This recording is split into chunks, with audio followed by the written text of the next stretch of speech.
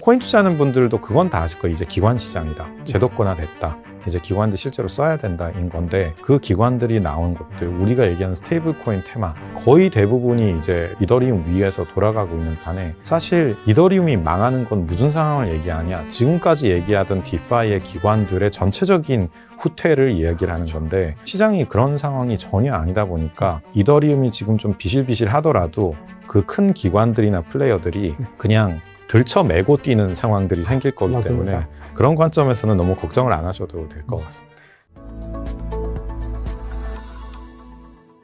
자, 그러면 2부 한번 이어서 가보겠습니다. 네. 자, 2부는 디파이와 RWA 그리고 주요 알트코인들 이더리움, 솔라나를 중심으로 한번 살펴보려고 하는데요. 네.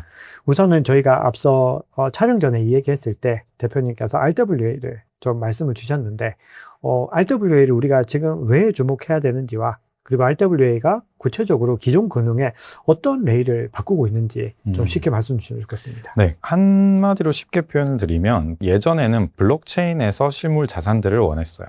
그래서 블록체인에서 이런 것도 발행해 보세요, 이런 것도 발행해 보세요 라는 측면에서 뭐 우리나라에서는 한우도 하고 뭐 조각 투자도 하고 이런 것들을 했었는데 요즘의 분위기는 어떤 거냐면 블록체인에서 자산을 발행해 주세요가 아니라 금융기관들이 가진 자산들이 우리 이 자산을 블록체인으로 써볼래요라는 형태로 아예 시장이 바뀌고 있습니다. 네.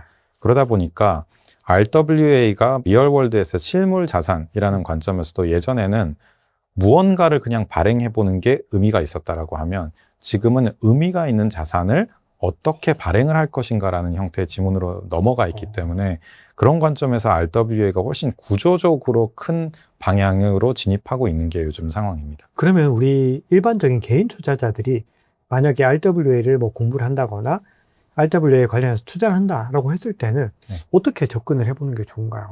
일단은 두 가지일 것 같습니다. 하나는 이제 조금 더 쉬운 거지만 좀 기다려야 될 것들은 RWA가 아시다시피 뭐 토크나 증권이라 하더라도 토크나 증권을 투자한다는 건 뭘까 하면은 그냥 주식이거든요. 그냥 주식을 그냥 작게 쪼개서 판다 일 뿐이기 때문에 수익률은 똑같을 거예요. 근데 이제 그런 관점에서 새로운 자산을 투자하는 게 아니라 조금 더 효율적인 방식, 조금 더 뭐 쉽게 접근할 수 있는 방식이 달라진다는 측면에서는 그 관점에서는 투자할 수 있는 자산의 뭐 형태가 달라지지 않을 거거든요. 공부를 하실 건 많이 없을 거고 다만 우리가 앞으로 뭐 바로 6개월은 아니겠지만 1년, 2년 사이에 보게 될 거는 이번에 좀 가슴 아픈 사태도 이제 스페이스X에 이제 많이 청약은 했지만 투자를 못했던 이런 것들이 이미 사회적으로 학습이 되게 많이 되어 있어요.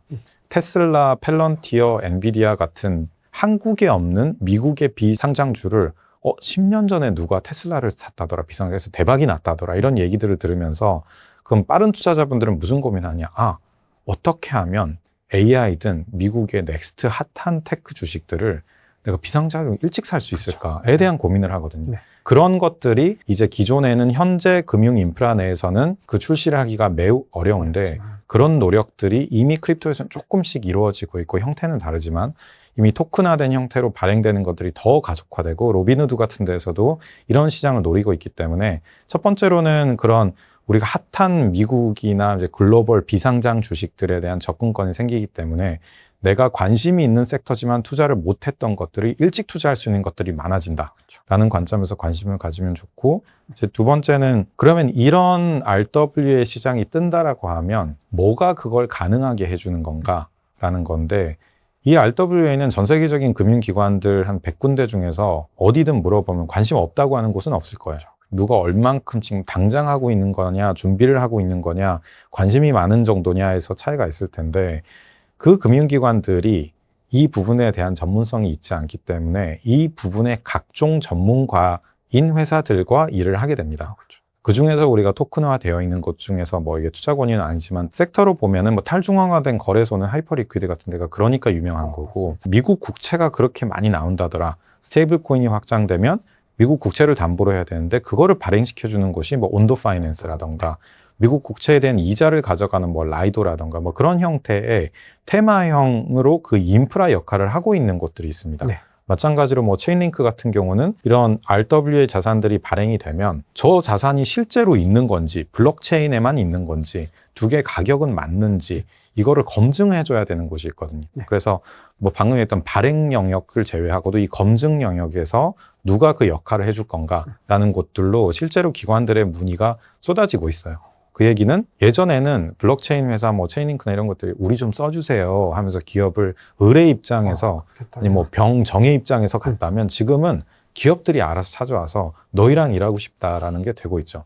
근데 그런 것들이 뭐 체인링크가 공시를 하진 않으니까 모르실 수는 있겠지만 그런 분위기가 요즘은 1위 사업자들 중심으로 정말 만들어지고 있고 이 서비스들이 나오는 것들을 보면 거기서 누가 실제 돈을 벌고 있지는 이런 인프라, 서비스 제공자들이 되겠죠. 와, 이게 너무 흥미로운 말씀이고, 어떻게 보면 이제 스페이스X 같은 경우도 그렇고, 뭐 예전에 AI 뭐 주식들, 뭐 반도체 주식들도 상장되기 전에 하이퍼 리퀴드라든지 솔라나 기반으로 먼저 발행이 되는 부분들, 프리 IPO에 약간 참여하는 듯한 그런 것들을 투자자들이 해볼 수 있었고, 그리고 또 말씀 주셨던 뭐 하이퍼 리퀴드나 온도, 라이도나 체인링크 같은 프로젝트들이 이건 뭐 투자 관점보다는 왜 조금 더 관심을 가져볼 만한 가치가 있는지 그런 부분들도 좀 고민해 볼 포인트들이 있었습니다. 자, 그러면 이제 요 종목들 뒤에서 조금 더 제가 여쭤볼 건데, 그 전에 이더리움을 먼저 좀 짚고 가야 될 것 같은데, 어떻게 보면 RWA 하면 지금 이더리움 플랫폼이 가장 주목을 받아야 되는 상황이고, 그리고 글램스테르담 업그레이드도 예정이 되어 있는데, 가격은 또 우리 투자자들의 기대만큼 가주지 못한 부분들이 있습니다. 그래서 지금 현재 이더리움 어떻게 보고 계시는지와 향후 전망 어떻게 보시는지 궁금합니다. 일단은 그냥 요즘 일어나고 있는 저 모든 거에는 뭐 주식도 마찬가지지만은 금융 투자에 있어서 가장 악재인 거는 안 좋은 뉴스도 있겠지만은 불확실성인 것 같아요. 그럼 요즘 상황에서는 이더리움은 펀더멘털이 깨진 거는 거의 없어요. 여전히 디파이에서의 마켓 점유율은 50%를 넘고 스테이블 코인에서도 절대적이고 총 예치금 차원에서도 절대적인데 그게 바뀐 건 없는데 이더리움 가격이 계속 빠지고 있는 거는 이더리움이 계속 돈을 벌 수 있냐.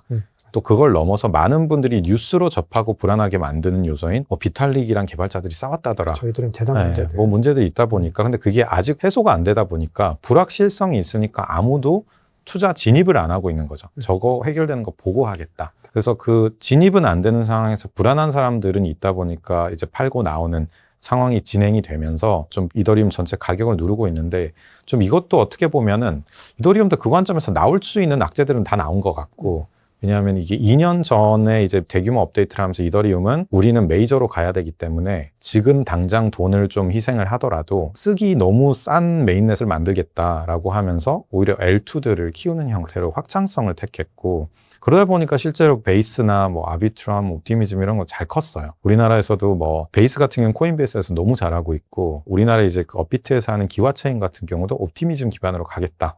이런 것들이 있고 로빈후드는 아비트럼 기반으로 가겠다. 이런 것들이 있기 때문에 잘 쓰이는데 그들의 근간은 뭐냐? 이더리움이거든요. 이제 그런 측면에서 이더리움은 펀더멘털은 계속 키워왔습니다. 근데 올해 초에 불안 요소라고 얘기를 하지만 비탈릭이 가격 이야기를 하고 개발자들의 가격 얘기를 하고 이 부분들에 있어서는 이미 비탈릭은 올 초부터 가격은 우리 역할이 아니다. 우리는 이 역할만 하는 거다. 우리가 0.16% 지분을 가지고 우리가 왜 가격 이해관계가 있어야 되냐라는 얘기를 한 거고 반대로 이제 근데 그런 문제들은 다 터졌고 이제 그거에 대한 해결이 조금씩 되고 있는 상황이에요, 지금은. 그래서 뭐 실제로 뭐 비트마인처럼 4%대 아니면 샤프링크처럼 1%대를 가지고 있는 곳들이 정말 비탈릭이 그 얘기를 한 지 몇 주 만에 이더리움 랩스라는 걸 통해서 우리가 해결하겠다라고 자생작으로 나오고 이더리움 파운데이션 이제 엔터프라이즈라는 것도 나와서 우리가 기관 도입을 주도하겠다라는 것들을 하면서 이더리움이 비난받던 가격 요소는 이더리움 랩스에서 이더리움의 도입을 적극적으로 하는 것은 이더리움 엔터프라이즈에서 하겠다라는 대안이 알아서 나오고 있는 상황이기 때문에 악재가 나올 것들은 다 나왔고 문제 제기도 다 됐고 이제 그 해결책이 하나 두 가지씩 나오고 있는 상황이기 때문에 이더리움도 정말 바닥을 지나가고 있는 상황이고 더 무너지는 가격 대비 펀더멘털은 깨진 적이 없는 상황에서 이제 대안이 나오고 있기 때문에 충분히 이제 기대할 수 있는 부분들은 많이 있는 것 같습니다.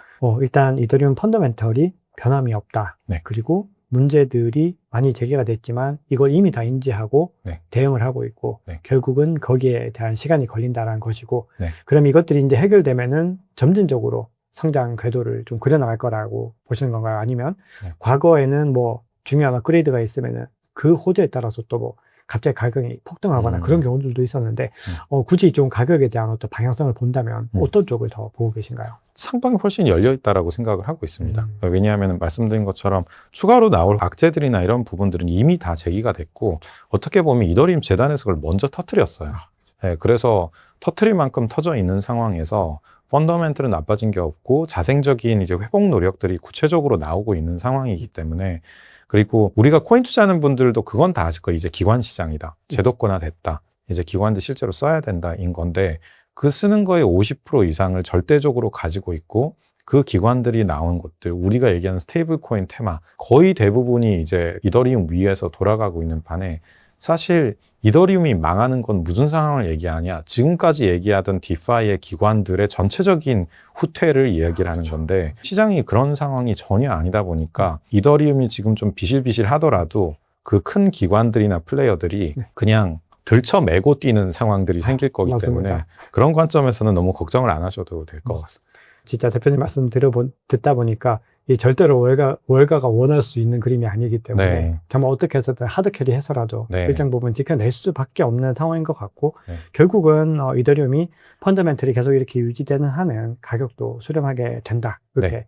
결론을 내릴 수 있는데 그러면 이제 이더리움과 함께 꼭 같이 이제 언급되는 중요한 레이어 1입니다. 솔라나 같은 경우는 최근에 좀 이더리움보다는 가격 흐름도 좀 좋게 나오고 있고 네네. 특히나 이제 RWA 중에서도 주식 토큰 관련해가지고는 솔라나 기반 거래가 제일 좀 왕성하게 나오고 네. 있는 상황인데 네. 솔라나는 어떻게 보고 계신가요? 솔라나도 요즘 실제로 그렇게 가격이 지켜지는 것도 이제 좋은 뉴스들이 많이 나와서 이런 부분들이 있는데 기관들이 채택을 한다라고 했을 때 크게 보는 세 축의 진영이 있습니다. 하나가 이제 이더리움 진영. 두 번째가 이제 솔라나 진영, 세 번째가 이제 우리가 리플이라고 하는 XRP 진영이 세 군데가 있는데 이 세 군데는 어디가 한 군데가 절대적으로 이긴다라기보다는 성향이 좀 다릅니다. 그래서 그에 맞는 기업들이 채택을 하게 될 텐데 이더리움은 가장 생태계가 활성화돼 있지만은 굉장히 잘 알고 적극적으로 개발에 뛰어들 기업들이 쓸 수가 있는 곳이에요. 그렇죠. 반대로 리플은 그냥 기업들이 큰 개발력이 있지 않더라도 고민 안 하고 그냥 솔루션처럼 바로 쓸 수 있는 기관이 채택할 수 있는 대안이고 솔라나는 그 사이에서 어느 정도가 모듈화가 되어 있고 어느 정도가 기업이 변화도 가져갈 수 있고 그리고 일하는 방식도 훨씬 더 우리나라 대기업처럼 그런 큰 회사처럼 체계적으로 일을 하는 형태로 만들어진 곳이기 때문에 그런 측면에서는 그 기업의 준비 상태 이런 거에 따라서 세 군데를 나누게 가는 건데 요즘은 왜 솔라나가 좀 더 주목을 받고 있었냐라고 하면은 실제로 이 시장에서 극 초기에 테스트를 하던 곳들은 이더리움 기준으로 많이 봤었습니다. 근데 이제 지금 당장 그래도 뭔가를 내보겠다라고 했었을 때에는 진취적으로 내보겠다라고 했었을 때는 뭐 최근에 우리나라에서 뭐 토스에서도 이런 거 써보겠다라는 발표들이 있었던 것처럼 솔라나는 특히나 스테이블 코인 결제나 이런 쪽보다도 훨씬 더 이제 최적화된 게 이제 자산의 거래에 대한 부분들에서는 이점들을 많이 가지고 있습니다. 왜냐하면은 스테이블 코인 같은 경우는 베이스라던가 이런 이더리움 기반의 L2들이 이더리움 위에 자산이 스테이블 코인이 많이 발행돼 있다 보니까 그거의 처리를 빨리 해줄 수 있는 L2들이 이익을 많이 보는 구조였다면 근데 말씀드렸던 건 토큰화된 자산은 RWA 시장은 아직 그렇게 크지 않거든요. 그러니까 그게 이더리움을 먹고 있는 시장도 아닌 상황에서 솔라나는 이쪽으로 더 특화가 되어 있고 그 관점에서 빠른 처리 속도, 낮은 수수료를 강조를 하다 보니까 어차피 이더리움에서 더 크게 만들어진 시장이 아닌데 그러면은 훨씬 더 효율적인 솔라나에서 한번 시작을 해볼까? 라는 노력들이 요즘 많이 나오고 있고 그래서 스테이블 코인 테마가 더 핫했을 때는 이더리움 위주로 갔고 이제는 스테이블 코인은 그래도 많이 들어봤어. 노력들은 어차피 하고 있는데 이제 그 자산 발행 쪽을 봐볼까라고 하면서는 이제 조금 더 솔라나 쪽에 많은 관심이 가고 있는 것 같습니다. 그러면 기관들이 이더리움도 계속 선호를 하지만 솔라나에 대한 관심들도 굉장히 많다라는 말씀이네요. 네, 많이 늘어나고 있습니다. 대표님도 기관들과 만날 기회들이 되게 많으실 것 같거든요. 네, 저희 회사 뭐 주주사들도 있고 저희도 기관들이랑 일을 많이 하다 보니까 있는데 그래서 그 기관들이 제가 좀 전에 말씀드렸던 방향이 그 한 세 가지 정도가 있는 것 같아요. 그래서 나는 뭐 스테이블 코인 쪽으로 좀 더 해보고 싶다 아니면 실물 자산으로 해보고 싶다도 있고 아니면 나는 더 올인해서 내가 알아서 다 하고 싶다. 아니면 조금 더 재단에 의지해서 하고 싶다. 일단 난 솔루션만 써보고 싶다. 뭐 이런 관점에서 말씀드렸던 세 개 축으로 이더리움, 솔라나, 리플 진영으로 좀 구분이 되는 것 같고, 최근에 이제 토크나 증권, RWA 이런 이야기들이 더 많이 되고 있다 보니까 그 관점에서는 저희한테도 솔라나는 요즘 어떻게 생각하시나요? 아니면 솔라나에 대한 것들을 검토를 하고 이게 맞나요? 이런 질문들은 되게 많이 들어오고 있습니다. 다들 뭔가 이 기관들의 움직임에서 너무 많이 변화되는 것들이 네. 느껴지고 네. 이걸 이제 실질적으로 또 필드에 계실 때는 더 많이 네, 되게 맞습니다. 체감이 되실 거라고 생각을 합니다. 네. 자, 그러면 이제 솔라나까지 알아봤고 XRP는 조금 뒤에서 여쭤보려고 합니다. 기본적으로 대표님 이제 말씀을 조금 정리를 해봤을 때는 이더리움과 솔라나, XRP는 사실상 이 시장에서 가장 중요한 축으로 네. 만들어졌다라고 봐야 되고 네. 그만큼 전통도 있고 이미 너무나 많은 사용자와 실사용성들을 증명을 하고 있는데 이번 시즌에 또 굉장히 좀 각광받고 있는 프로젝트 중에서 하이퍼리퀴드가 네, 있습니다. 이 하이퍼리퀴드는 어떻게 보고 계신가요? 하이퍼리퀴드는 이미 자리를 확실히 잡은 상황이라고 보고 있고요.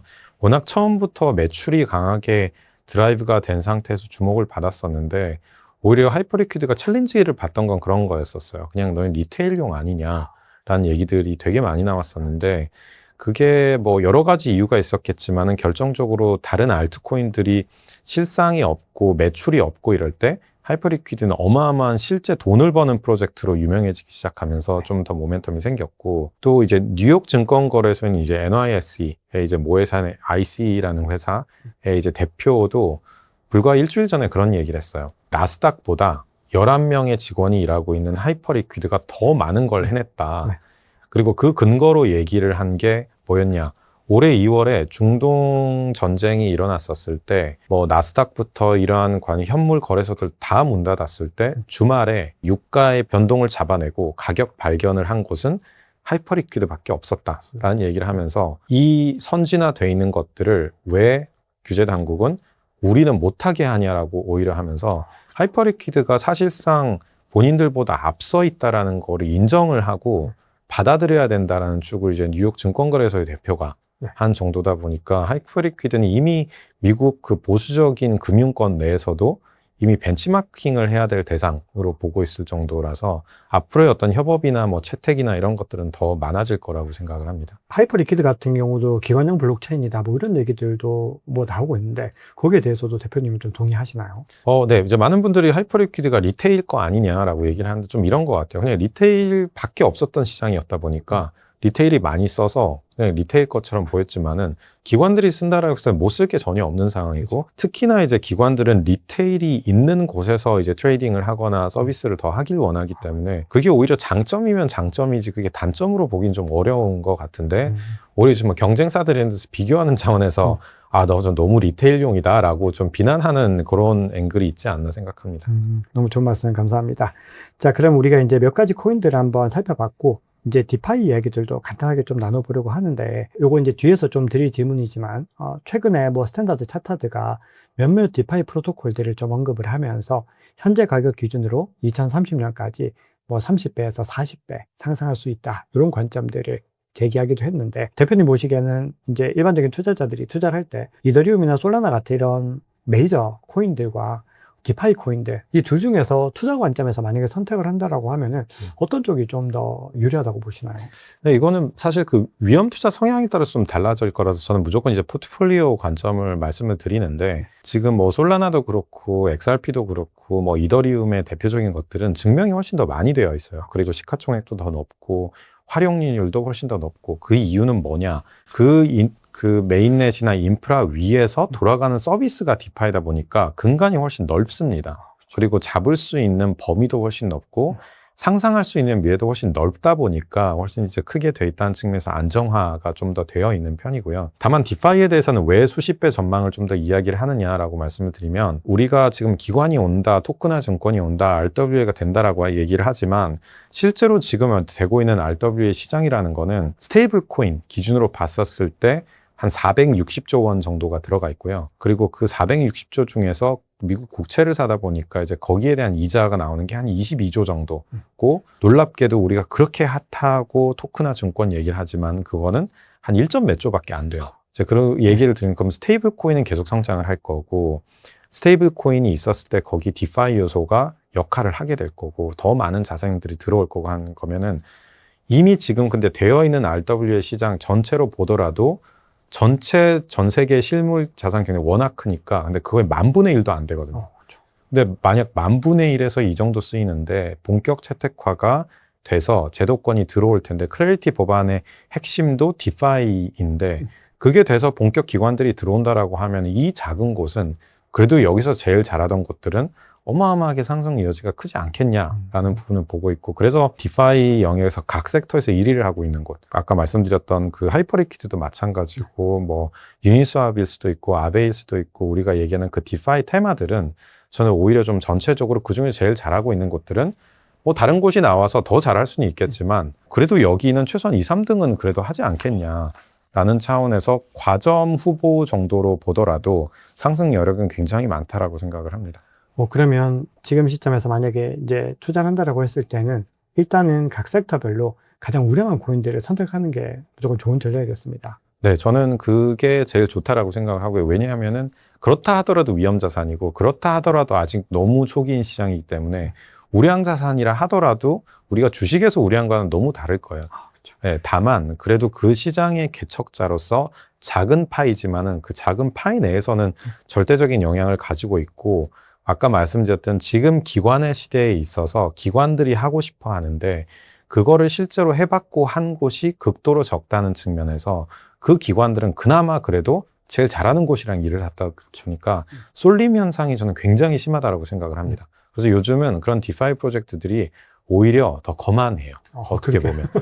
우리는 너희랑은 일 안 할 거예요. 너희 진짜로 할 거 아니면 너희랑 굳이 안 할 거예요. 이런 정도의 본인들의 시간과 리소스를 아끼려고 할 정도로 그만큼 러브콜이 많이 이루어지고 있고 이제 그게 이제 가시화되고 하다 보면 훨씬 더 큰 성과들을 보여줄 수 있을 거라 생각합니다. 기관들이 너무 많이 여기에 또 관심을 가지다 보니까 값과 을이 약간 좀 바뀌는 네, 맞습니다. 그런 실제로. 느낌들이. 네. 야, 이게 어떻게 보면 암호화폐 시장에는 너무 좀 긍정적인 변화로 봐야 되겠습니다. 네, 맞습니다. 그래서 그런 것들이 일어나고 있는데 한국에서는 좀 알기가 어려워요. 왜냐하면 한국에서는 아직 법안이 올해 내에도 솔직히 어려울 것 같고 구조적 특성들도 있는데 미국은 스테이블 코인부터 시작해서 이제 뭐 이자 상품으로 넘어가고 그 위에 이제 복합 금융 상품이 들어오는 구조인데 한국은 스테이블 코인 논의 없이 이자 논의 없이 그냥 갑자기 상품 쪼개기 토큰화로 들어오다 보니까 근간이 없는 상태에서 출하는 거죠. 그러니까 마치 원화가 없는데 주식 상품을 여는 것 같은 그렇죠. 맞아요. 그런 느낌이라서 성장을 애초에 할 수가 없었던 건데 그런 관점에서 미국은 기관들이 하고 있는 것들이 체계적으로 이루어지고 있고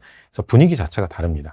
그래서 한국에서 투자자분들은 그게 우리 주변에서 금융권에서 잘 안 보이기 때문에 그냥 뉴스로만 접하는 정도겠지만 미국에서는 내가 이제 하던 주 거래 은행에서 모건 스탠리에서 어느 날 갑자기 자산관리사가 비트코인 몇 프로 담아보세요라는 이야기를 일상에서 듣게 되는 상황이 생기다 보니까 그에 대한 분위기 자체가 한국과는 훨씬 다른 분위기라고 보시면 됩니다. 말씀만 들어도 네. 많이 느껴지고 네. 우리가 또 가야 될 길들이 굉장히 많구나 네. 생각을 하게 됩니다.